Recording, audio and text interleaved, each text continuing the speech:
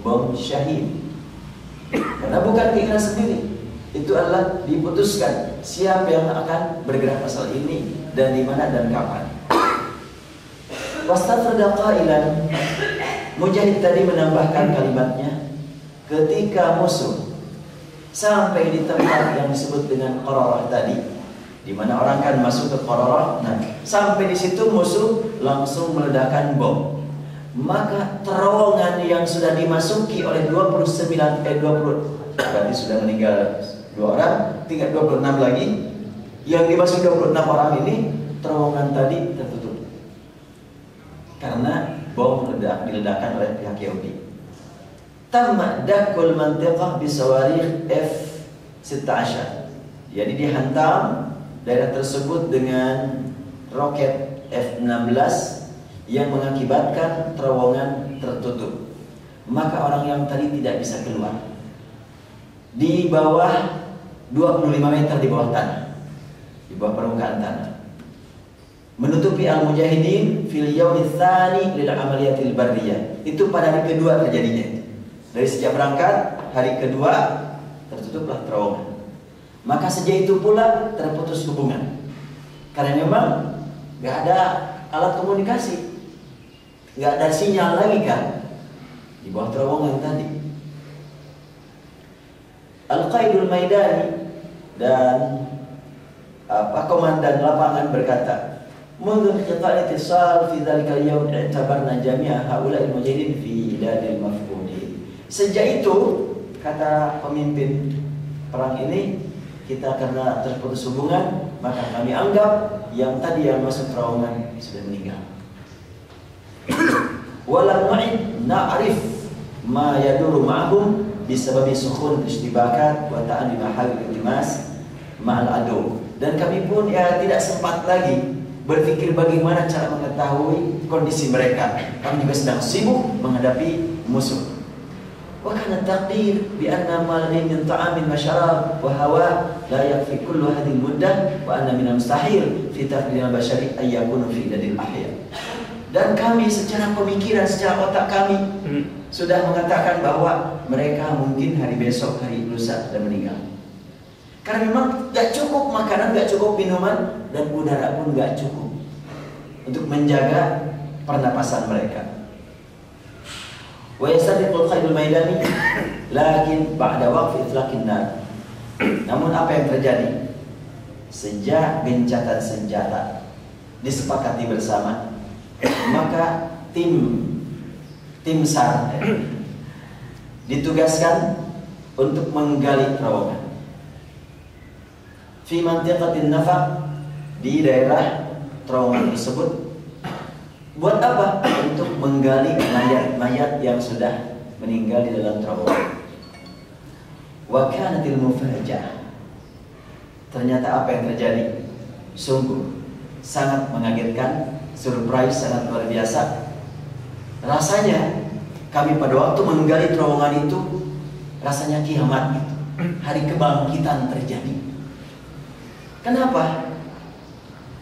Kami dalam gelisah, bimbang, sedih, bahagia. Gelisah dengan apa? Ya, menghadapi masa depan lah, masa hari kiamat. Tapi juga sedih.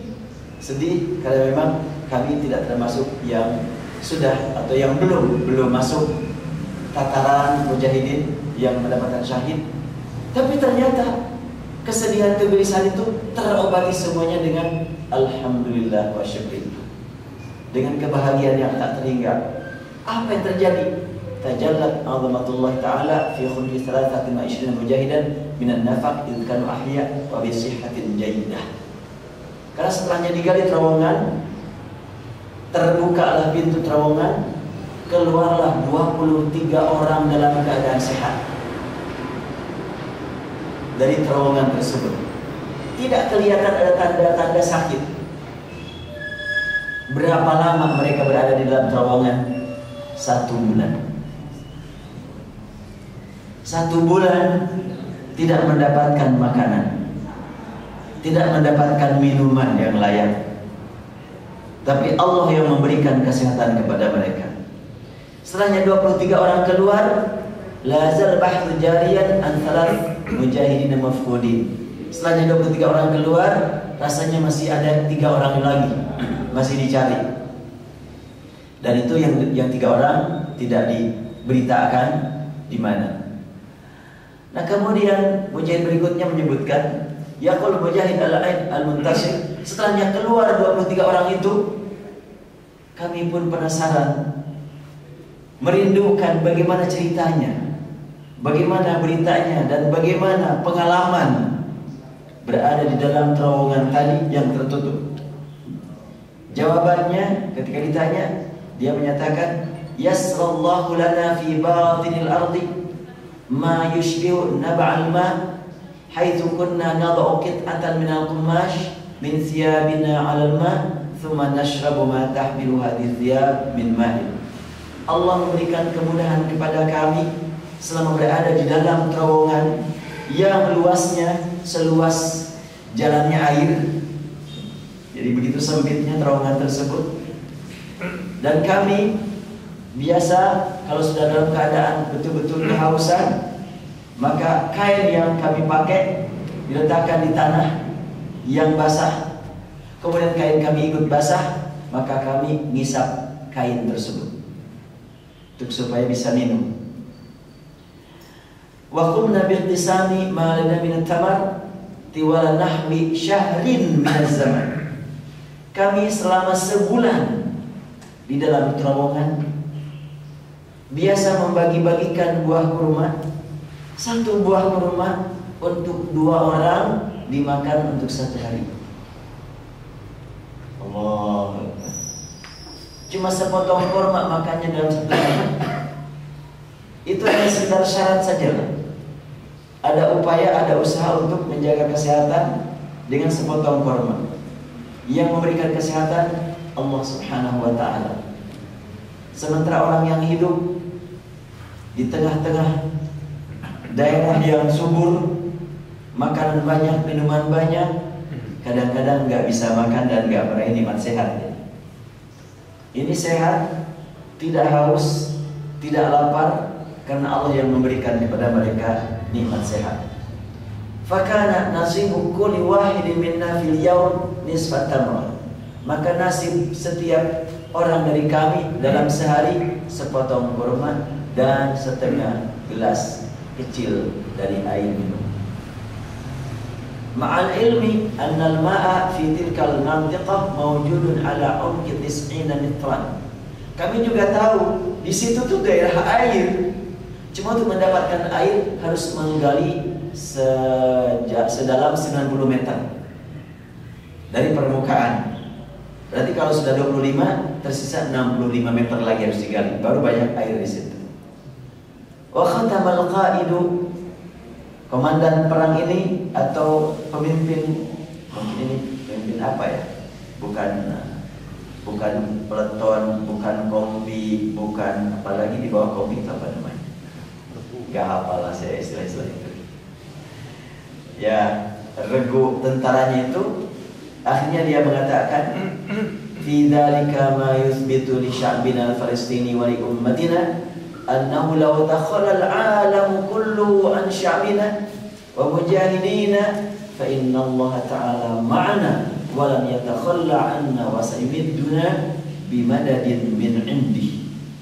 Peristiwa tersebut menambahkan ketentraman buat kami sebagai masyarakat Palestina dan umat secara keseluruhan, dan menambahkan keyakinan bahwa sekiranya dunia tidak menghiraukan kami, tidak perhatian kepada kami, sebetulnya Allah Subhanahu wa ta'ala bersama kami, bersama para mujahid. Allah tidak akan membiarkan kami terlantar. Allah lah yang akan memberikan kepada kami bekal hidup selama memang umur masih ada.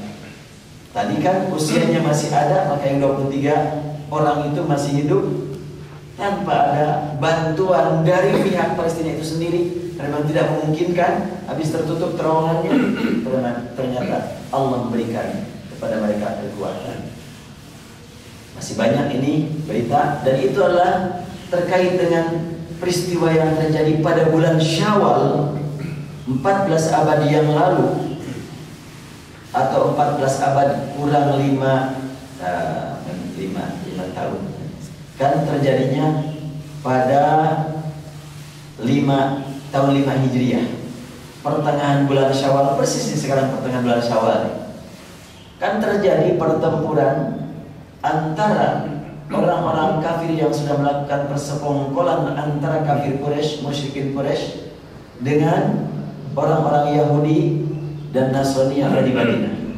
Mereka melakukan kesepakatan, mengadakan kesepakatan untuk memerangi Muhammad dan umat Nabi Muhammad.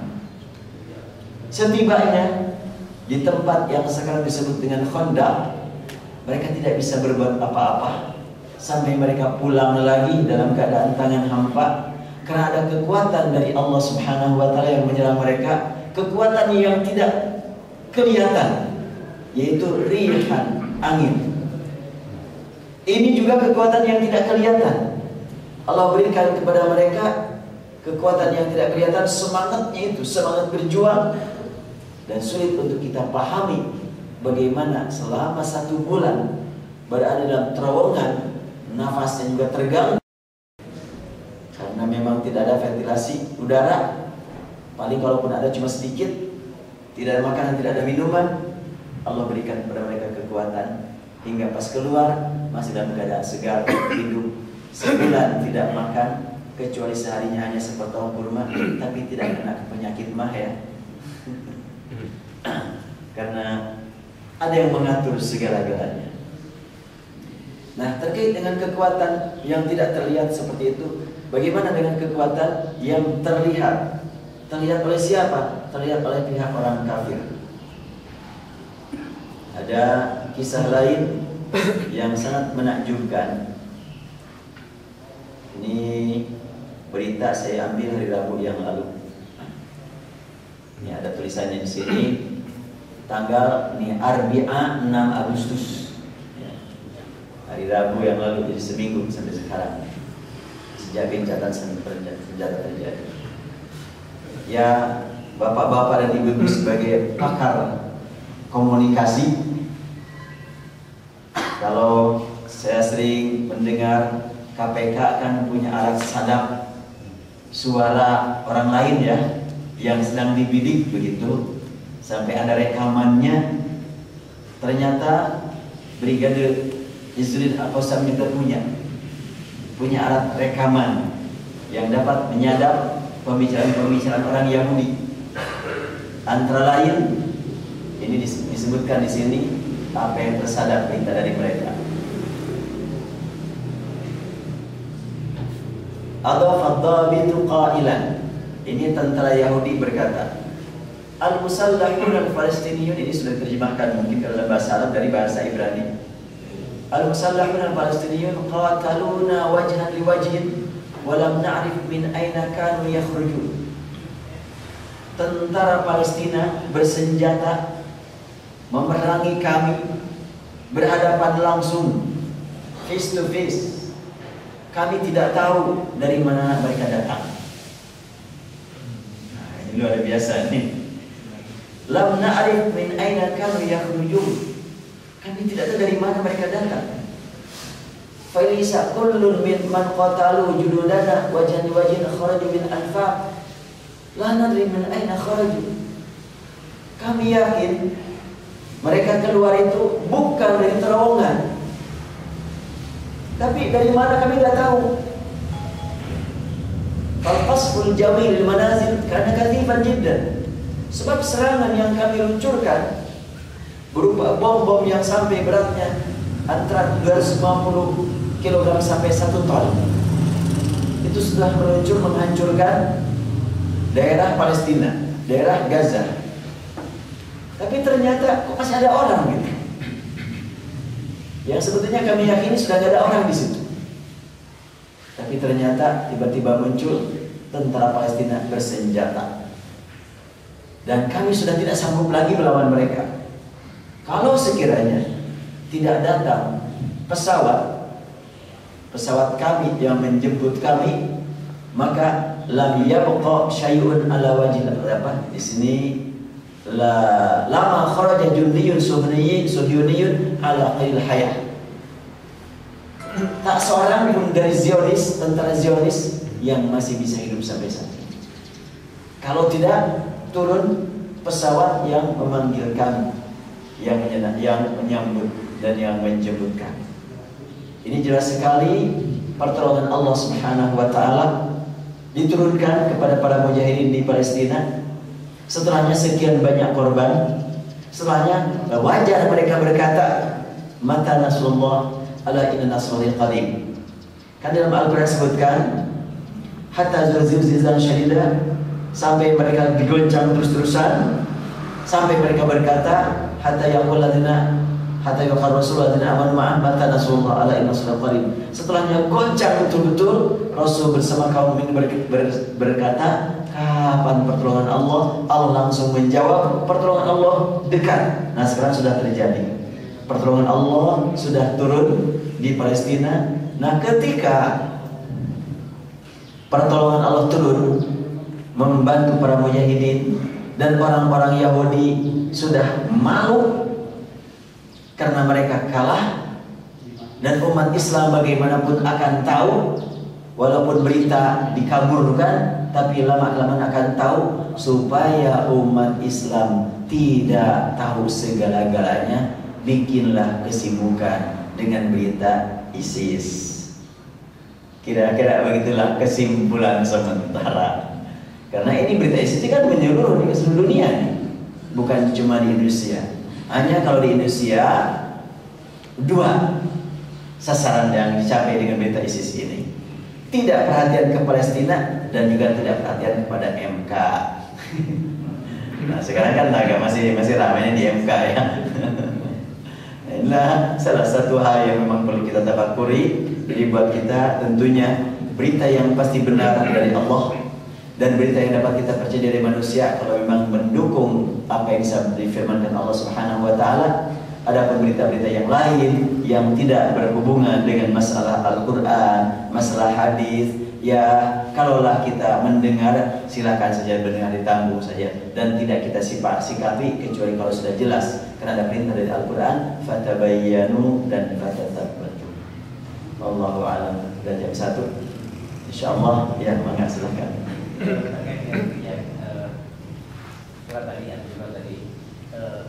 Dalam konteks ISIS ini ya, sikap kita sebaiknya gimana? Dalam artian kita akses ke internet bahasa Arab kayak kita nggak mampu lagi. Sementara yang menyampaikan informasi tidak ada pihak yang mungkin dan lebih bertanggung jawab dari pemerintah, karena ini isu bukan isu perorangan, isu negara. Apakah kita serahkan aja ke pihak yang terkait atau mungkin orang-orang yang pakai untuk informasi seperti itu?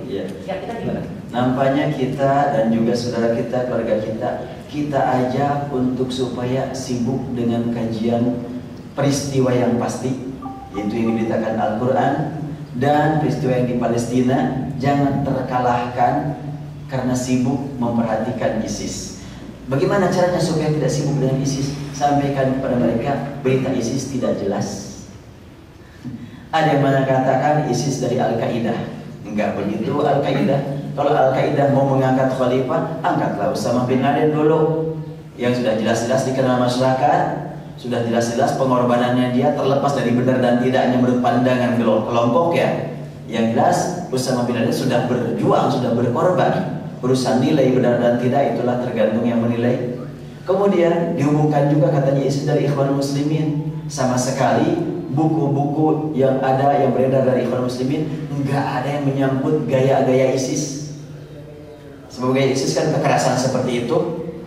Kalau Ikhwan Muslimin nggak demikian. Kalau memang Ikhwan Muslimin mau, kemarin pas Dr. Mursi jadi presiden, udah itu bantai aja itu orang-orang yang melanggar. Kan nggak begitu. Tidak demikian. Dan program perjuangan Ikhwan Muslimin sudah banyak buku yang dapat kita baca. Bahkan ada tafsirnya itu Fidil Quran, ada juga Sa'idah Hawa, ala tafsir, ada itu. Dan karya-karya para ulama mereka banyak sekali. Apakah kayak ISIS? Enggak. Atau yang lebih bisa dipercaya adalah ungkapan Hillary Clinton. Sekarang kan sudah nulis buku dia, judulnya apa tuh? Hard Choices kan. Di antaranya disebutkan tentang Syria. Dia mengatakan bahwa ISIS ini dibuat oleh Amerika untuk membuat kekacauan di Timur Tengah. Wallahu alam, semuanya lah berita. Dari mana berita yang bisa dipegang sulit untuk kita jadikan pegangan. Makanya sampaikan sajalah kepada orang-orang yang memang sibuk dengan ISIS, ada yang lebih penting untuk kita sibukkan diri kita daripada sibuk memikirkan tentang ISIS. Cukup sajalah ISIS itulah berita dari sana begini, berita dari sana begitu, dari sini begini. Yang mana yang benar? Enggak tahu lah. Kita yuk ambil kesempatan kita, gunakan kesempatan kita untuk yang pasti, yang benar. Wallahu a'lam. Baik, kita cukupkan. Subhanallah wa bihamdihi, asyhadu an la ilaha illa anta, astaghfiruka wa atubu ilaik. Walhamdulillahirabbil alamin. Assalamualaikum warahmatullahi wabarakatuh.